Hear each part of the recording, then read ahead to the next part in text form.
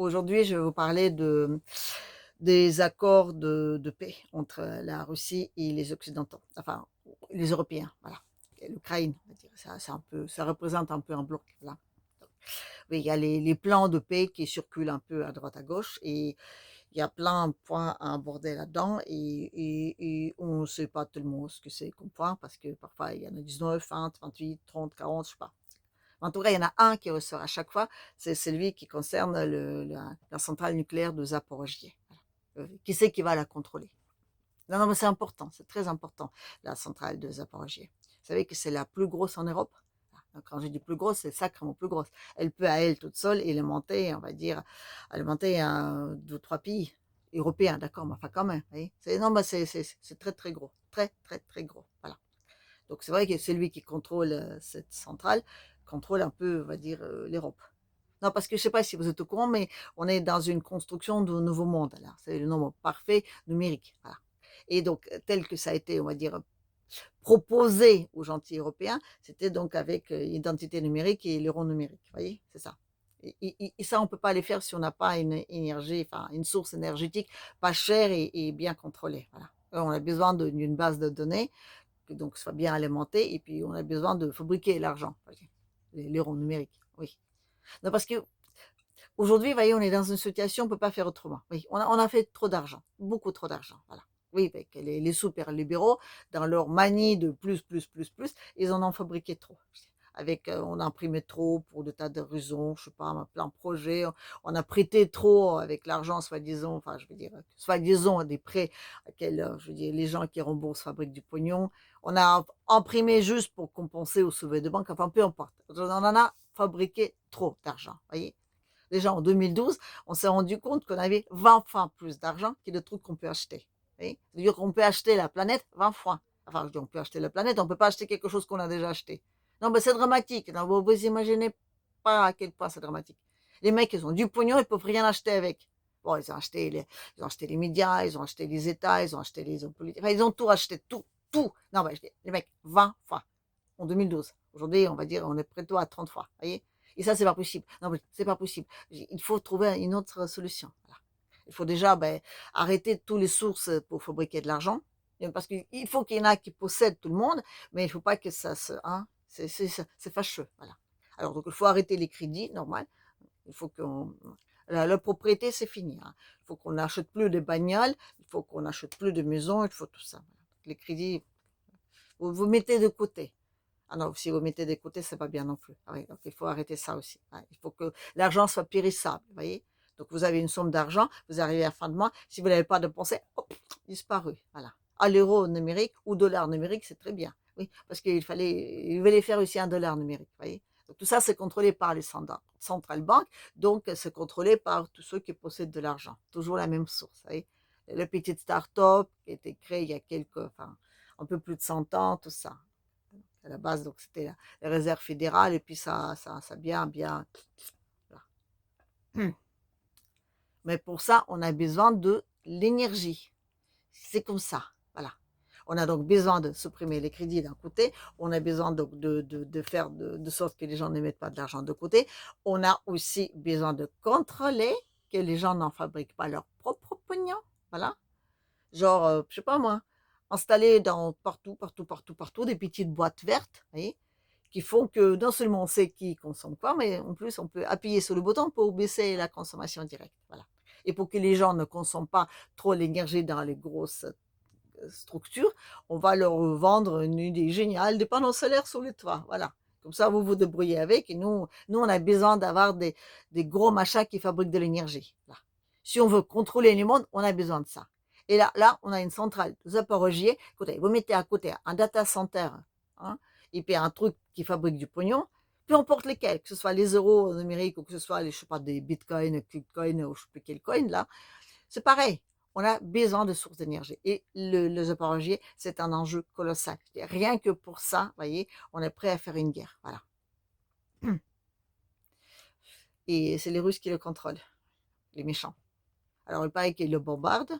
Bon, c'est normal, c'est des Russes. Hein. Dès qu'ils ont un truc bien, ils le bombardent. Voilà. Ils l'explosent. C'est ça.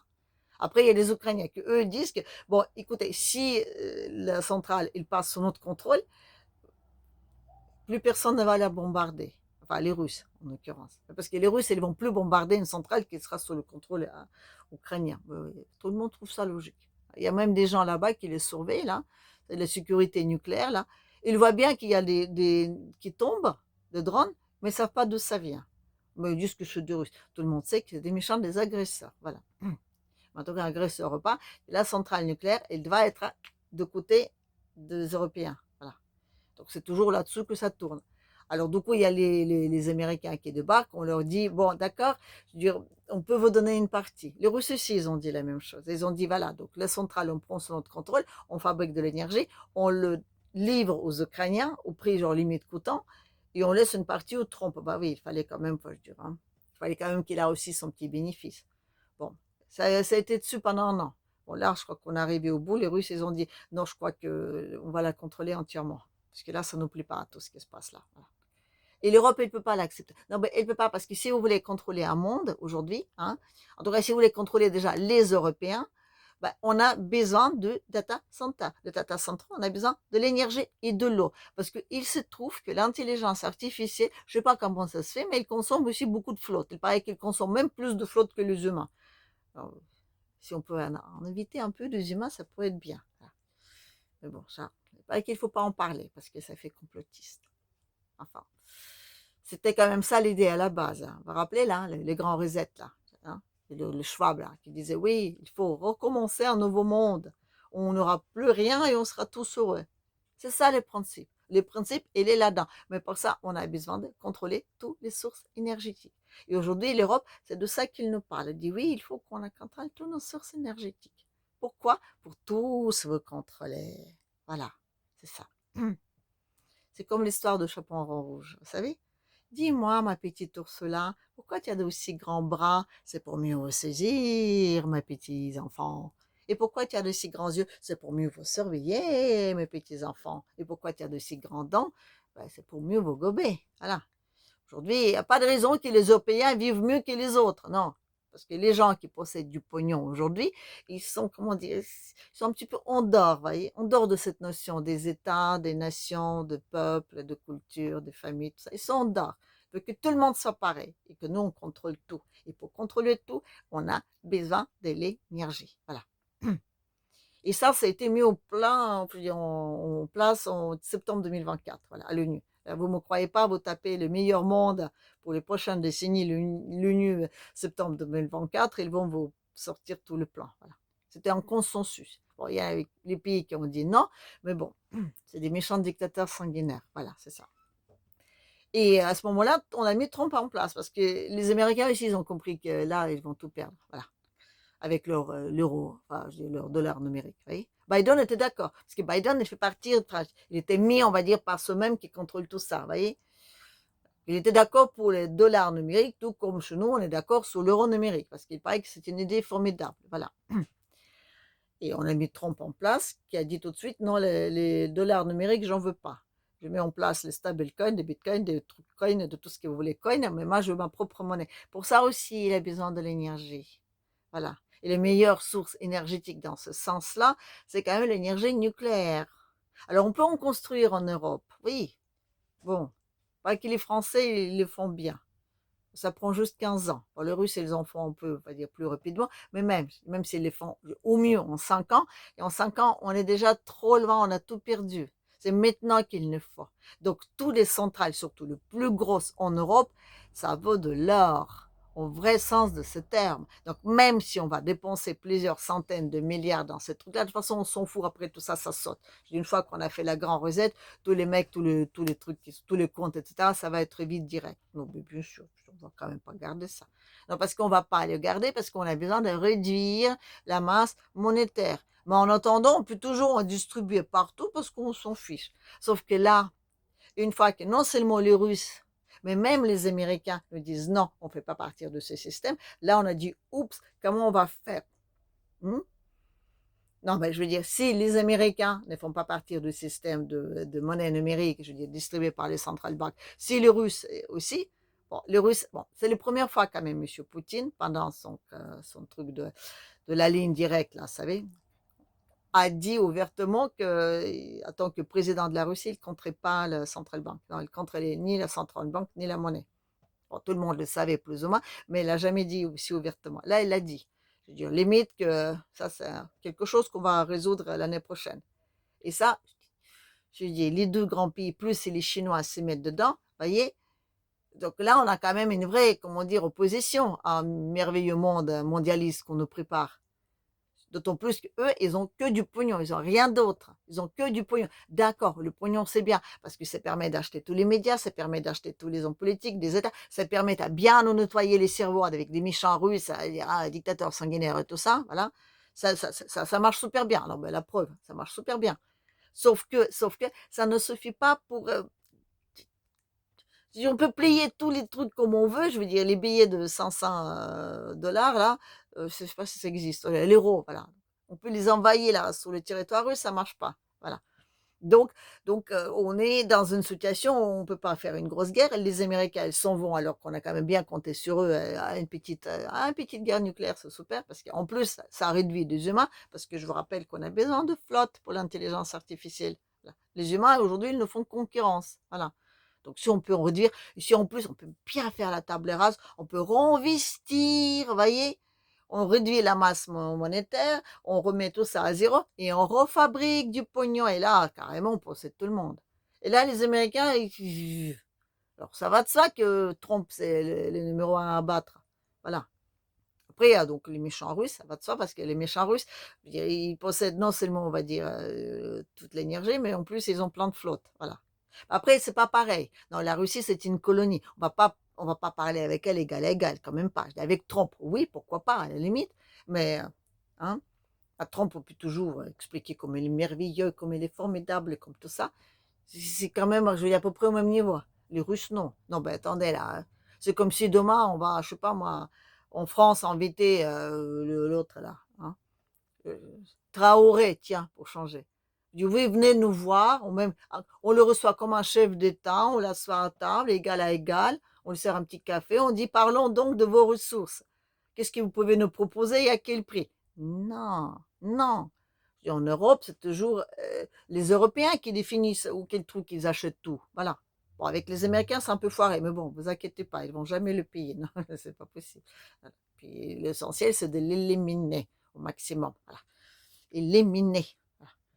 Et c'est pratique avec les histoires de démocratie. Dès qu'il y a quelqu'un qui ne nous plaît pas, on l'enlève. Donc, je vous rappelle encore une fois, on a 30 fois le pognon du monde entier. Voyez, on peut faire tout ce qu'on veut, sauf si on tombe sur des gens qui comprennent réellement ce qui se passe. Voilà. Donc, si je vous raconte tout ça, c'est un tout petit peu pour vous faire réfléchir un tout petit peu, d'accord? Parce que c'est facile de dire que les Russes, c'est des méchants, les autres, c'est des gentils. C'est très facile. Mais après, il faut un tout petit peu chercher à comprendre, voyez? Si à chaque fois on parle de Zaporogie, de centrales Zaporogie, de cette terre, de dire qu'on ne peut pas livrer Donbass aux Russes, c'est pourquoi? C'est parce qu'on a besoin de ça pour contrôler. Pour contrôler qui? Vous, les pauvres qui m'écoutent là. Oui, tout ça, c'est fait pour ça. Voilà. Et pour ça, je veux dire, c'est existentiel. C'est un combat existentiel aussi bien pour, on va dire, euro-atlantistes, enfin plutôt, je veux dire, ceux qui possèdent le monde, vous voyez, ceux qui possèdent tout l'argent du monde, pour les super, super, super libéraux qui veulent mettre en place leur structure, je veux dire, de contrôle absolu, et les autres qui veulent sortir de ce système. Je ne veux pas dire qu'ils ne vont pas contrôler, non, ils vont contrôler, on va différemment, vous voyez. C'est pour ça que pour eux, c'est important de rétablir des États, des nations, les cultures, la famille, tout ça, voyez, pour refermer un petit peu. Et là, on se trouve avec ces deux gros blocs. Étant donné qu'en Europe, on est dans un bloc plutôt, on va dire, mondialiste, ben on nous nettoie les cerveaux dans ce sens. C'est comme ça. On nous persuade que ça, c'est bien. Ça, c'est le bien, ça, c'est le mal. Et il n'y a pas entre les deux. Et surtout, il ne faut pas réfléchir. Il faut être dans l'émotionnel. Ouh, les méchants et les menteurs. Voilà. Forcément. Attendez, vous avez vu la CIA là? Ils ont bien dit que Trump hein, oh, dit des trucs qui n'ont rien à voir avec la vérité. Oui, ils ont bien dit Poutine a menti. Ils mentent tout le temps. Je rappelle, ils bombardent leur propre centrale. Alors, qu'est-ce que vous voulez? En expliquant que soi-disant, ce n'est pas le cas. Donc oui, bien sûr. Mais bon, encore une fois, je veux dire, Trump, il fait partir un petit peu du monde on sera le pays. Encore aujourd'hui, on n'est pas encore complètement fait disparaître. Donc, avec lui, on peut encore essayer de discuter. Mais avec Poutine, non. C'est un dictateur sanguinaire, c'est une colonie. Et je veux dire, de trouver un quelconque compromis avec les Russes, c'est pas possible. Les Russes, ils pensaient vraiment qu'en 2025, on trouvera ce compromis-là. Oui. Et ils ont bien commencé à discuter avec les Américains, ils ont bien commencé à faire des propositions un petit peu à tout le monde. Ils pensaient quand même que l'Europe, enfin, à un moment donné, je dirais, il va être, je sais pas moi, un peu plus raisonnable, en se disant que, bon, essayons de trouver un compromis aujourd'hui, parce que demain, on va non seulement tout perdre, mais on va carrément, je veux dire, tout faire disparaître. Non, non, non, non, non, non, non, non, non, non. Ils veulent tout. Ils veulent pas partager. Non, c'est comme ça. Comment dire, c'est depuis 500 ans que c'est comme ça. Voilà. Ils se servent. Alors, du coup, ils ne conçoivent pas qu'ils vont essayer de négocier avec leurs colonies. Non, c'est pas possible. Et les Russes aussi, ils disent que aujourd'hui, c'est pas, je veux dire, si aujourd'hui on cède, c'est que c'est vraiment, c'est fini. Non seulement pour nous, mais pour le monde entier. C'est ça aussi, il faut comprendre. Voilà. Donc, du coup, c'est un combat existentiel qui ne va pas s'arrêter au jour au lendemain. Et même si aujourd'hui, on n'est pas capable, je veux dire, en Europe, de faire une vraie guerre aux Russes, on va les faire patienter avec les actes terroristes, avec les attaques, avec ceci, ça. Il faut la perdurer, cette guerre. Et il faut faire entrer les Américains dans le camp, ce qui nous permettra d'avoir, comment dire, un petit chantage nucléaire, voire même une petite guerre nucléaire, ce qui nous permettra bien d'éliminer tous ces glandus qui consomment trop l'eau a commencé, d'accord? À qui il faut donc, excusez-moi, comme on n'a plus de travail, qu'on n'a plus rien, donc il faut en plus leur filer, je sais pas quoi. Non, mais c'est trop, trop, trop, trop, trop. Ils vivent trop bien, les Européens. Donc il faut que ça se finisse un peu, d'accord? Et si on peut en plus faire une table rase pour pouvoir de refabriquer du pognon, pour en investir, et là, je dis complètement tout le monde, ce sera merveilleux. Voilà. Mais pour ça, première chose, éliminer Trump. Deuxième chose, continuer à entraîner l'Ukraine et la Russie dans une guerre interminable. Quatrième chose, provoquer une guerre vers le sud pour embêter la Russie de ce côté-là. Et dernière chose, de préparer les Européens dans quelques années d'aller faire la guerre parce qu'il faut l'éliminer un peu. Voilà, c'est ça. Allez. Tout ça, c'est pas bien joyeux, mais bon, je vous donne, comment dire, je vous explique tout ça juste pour que vous avez un peu la matière à réfléchir. Après, vous faites comme vous voulez. Voilà, bref. Comme d'habitude, je vous demande donc j'aimer, de commenter, de vous abonner, d'appuyer sur la petite cloche, je sors mes vidéos n'importe quand. Je vous rappelle que j'ai ma petite page Tipeee, si vous voulez glisser une petite pièce là-dedans, n'hésitez pas, tant qu'il en a encore. Et comme d'habitude, je vous dis à la prochaine.